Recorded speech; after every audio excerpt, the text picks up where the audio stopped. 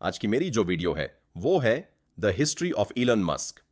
Imagine a बच्चा जो school में इतना बुलीड होता था कि एक दिन उसे स्टेयरकेस से धक्का देकर इतना मारा गया कि वह हॉस्पिटल में एडमिट हो गया। उसका अपना बाप कहता था, तुम कुछ नहीं कर सकते। आज वही बंदा दुनिया का सबसे अमीर इंसान है। उसकी वेल्थ $1 ट्रिलियन से ज्यादा है। उसका नाम है एलन मस्क। लेकिन यह कहानी सिर्फ पैसों की नहीं है। यह कहानी है एक ऐसे इंसान की जिसने हर नामुमकिन चीज को मुमकिन बनाया, इलेक्ट्रिक कार्स से लेकर रॉकेट्स तक। आज हम जानेंगे कि एलन मस्क अपनी जिंदगी के सबसे मुश्किल दौर से कैसे निकला और तुम इससे क्या सीख सकते हो। वीडियो को एंड तक जरूर देखना क्योंकि लास्ट वाला लेसन सबसे इंपॉर्टेंट है। एलन मस्क 28 जून 1971 को साउथ अफ्रीका के शहर प्रिटोरिया में पैदा हुआ। उसका बचपन किसी नॉर्मल बच्चे जैसा नहीं था। वो एक इंट्रोवर्टेड, किताबी कीड़ा टाइप बच्चा था जो अपने आसपास की दुनिया से कटकर अपनी सोचों में खोया रहता था। इतना कि उसके पेरेंट्स उसे डॉक्टर के पास ले गए, ये सोचते हुए कि शायद वो सुन नहीं पा रहा, लेकिन असल मसला कुछ और था। इलन अपनी ही दुनिया में गुम रहता था। किताबें पढ़ना, साइंस फिक्शन नॉवेल्स और इंसाइक्लोपीडियाज उसका सहारा थे। इस वजह से स्कूल में बच्चे उसे वियर्ड समझते और बुलिंग करते। हालात इतने खराब हो गए कि एक वक्त पर उसे इतना मरा गया कि वो हॉस्पिटल पहुंच गया। घर का माहौल भी कोई अच्छा नहीं था। पेरेंट्स की सेपरेशन हुई और इलॉन का अपने फादर एरोल के साथ रिलेशनशिप बहुत कॉम्प्लिकेटेड रहा। लेकिन इसी तकलीफ में एक चीज छुपी थी। इलॉन ने अपना पूरा वक्त सीखने में लगा दिया। 10 साल की उम्र में उसने खुद से कंप्यूटर प्रोग्रामिंग सीखी और सिर्फ 12 साल की उम्र में उसने ब्लास्टर नाम का एक वीडियो गेम बनाकर बेच दिया। ये वही वक्त था जब इलॉन ने डिसाइड कर लिया था कि वो साउथ अफ्रीका में नहीं रुकेगा। उसका सपना था अमेरिका जाना। 17 साल की उम्र में इलन ने अकेला अपना देश छोड़ दिया। वो कनाडा चला गया। न कोई जान पहचान, न पैसा, न सहारा। शुरू में वो एक यूथ हॉस्टल में रहा और सरवाइव करने के लिए छोटे मोटे काम किए।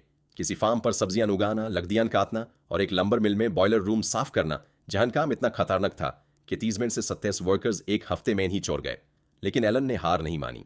उसने क्वींस यूनिवर्सिटी ऑन्टारियो में एडमिशन ले लिया और फिर university of Pennsylvania USA transfer हो गया, जहां से उसने फिजिक्स और इकोनॉमिक्स दोनों में डिग्री ली। सबसे इंटरेस्टिंग बात, एलन को स्टैनफोर्ड यूनिवर्सिटी में PhD के लिए एक्सेप्ट कर लिया गया था। लेकिन उसने सिर्फ 2 दिन बाद ही PhD छोड़ दी क्योंकि उस वक्त इंटरनेट का बूम शुरू हो रहा था। 1995 में एलन ने अपने भाई किम्बल के साथ मिलकर जिपडो नाम की कंपनी बनाई।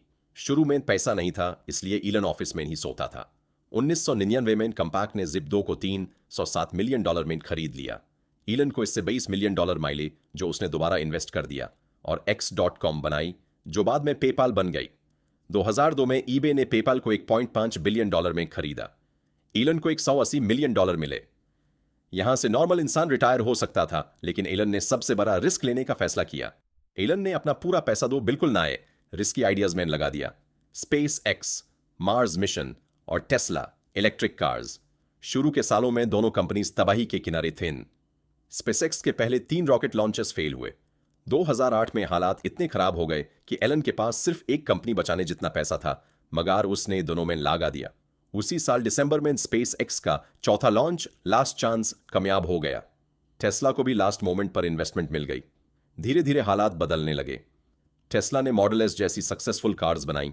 स्पेस एक्स ने रॉकेट्स को वापस लैंड करवाना शुरू कर दिया, दुनिया में पहली बार। इनकी कामयाबी से इलन दुनिया का सबसे मशहूर एंटरप्रेन्योर बन गया। उसने ट्विटर एक्स भी खरीद ली और 2026 तक उसकी नेटवर्थ $1 ट्रिलियन से तजावुज कर गई। लेकिन असल सबाक पैसों का नहीं है। असल सबाक यह है कि इलॉन मस्क ने हर वक्त, चाहे वह बलिंग हो या बैंकरप्सी के कगार पर खड़ा होना, अपने आप को रुकने नहीं दिया। उसने हर फेलियर को सीखने का मौका समझा, न कि रुक जाने की वजह। अगर तुम भी अपनी जिंदगी में किसी मुश्किल दौर से गुजर रहे हो, चाहे वो कॉलेज का प्रेशर हो या किसी प्रोजेक्ट में बार बार फेल होना, तो याद रखो, जो लोग हिस्ट्री बढ़ाते हैं उनकी जिंदगी भी कभी इजी नहीं होती। फर्क सिर्फ इतना होता है कि वो लोग गिरने के बाद भी उठते रहते हैं।